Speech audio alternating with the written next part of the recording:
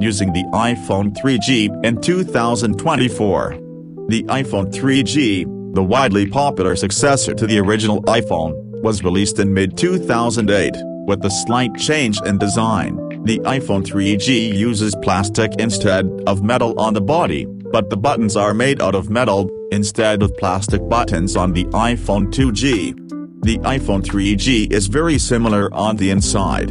It has 128 megabytes of RAM, 8 gigabytes of storage. No expandable storage is available on iPhones. Never has been, never will be. The 3G also came in a 16 gigabytes model, but that was more expensive. It contains a single rear camera, which is 2 megapixels, no front-facing camera or LED flashlight. On the iPhone 3G, the flashlight and selfie camera were not introduced until the iPhone 4 in 2010, and video recording capabilities were not available until the iPhone 3GS hit the scene in mid-2009. The 3GS was a faster, more powerful version of the original iPhone 3G, and it had an improved camera, along with better memory and storage capacities.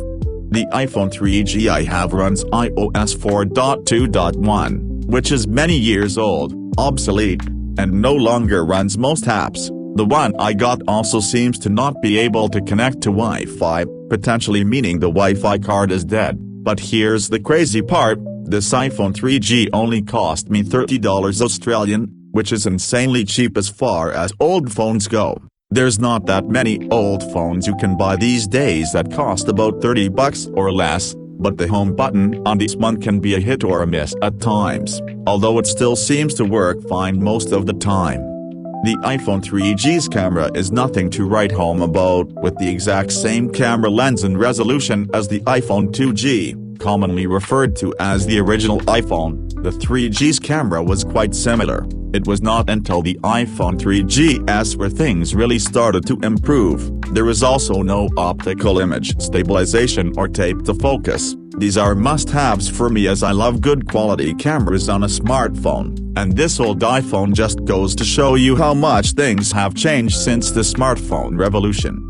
The iPhone 3G also contains a 3.5-inch TFT LCD display. This was before Apple started implementing and producing their Retina displays, known for their crisp images and accurate colors, and by today's standards, the iPhone 3G's display is shockingly bad, but you have to remember that this phone was from a time when most other phones still had chunky keyboards and trackballs. The iPhone 3G also contains a single downward-facing speaker on the bottom of the phone. It's not super loud, but if you're in a quiet room and want to blast some old-school dubstep, then this iPhone will do the job nicely. You can turn an old iPhone like this into an iPod Touch, but you do need to have access to iTunes, which can be downloaded for Windows and Mac OS completely free of cost, and you will also need a 30-pin USB connector cable, which can be bought online for less than $10 online.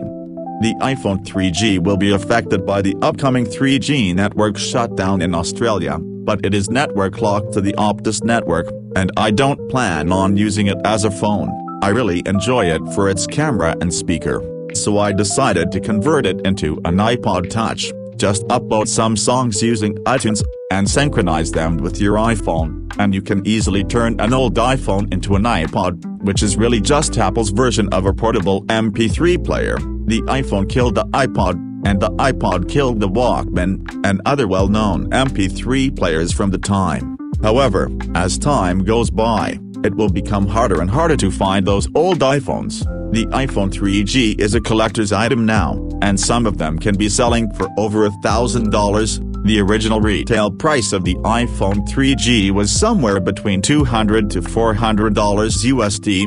Adjust that for inflation, you'd probably be looking at something more like $600 to $800, possibly even more. So, would I recommend buying the iPhone 3G today?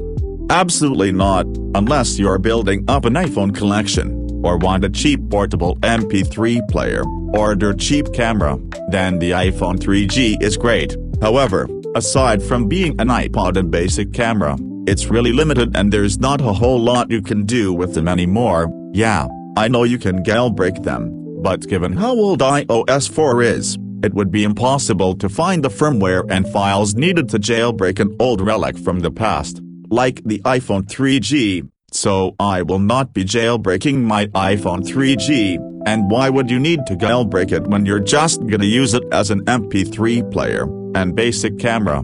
There's really no need for that, and I suppose if you can find a network-unlocked iPhone 3G, and your country still supports and runs 3G networks, you could also use the iPhone 3G as a secondary backup phone in case of an emergency.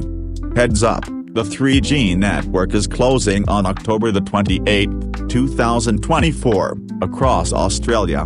Please check your device's firmware and software version to ensure compatibility past the deadline. You can text the number 323498, that's the number 323498, which will determine whether or not you need to upgrade your device. If your device cannot call 000 after October 28, 2024, your device will be blocked by your telco and it will no longer be able to make and receive calls, or send and receive messages. Please like, share, comment, subscribe.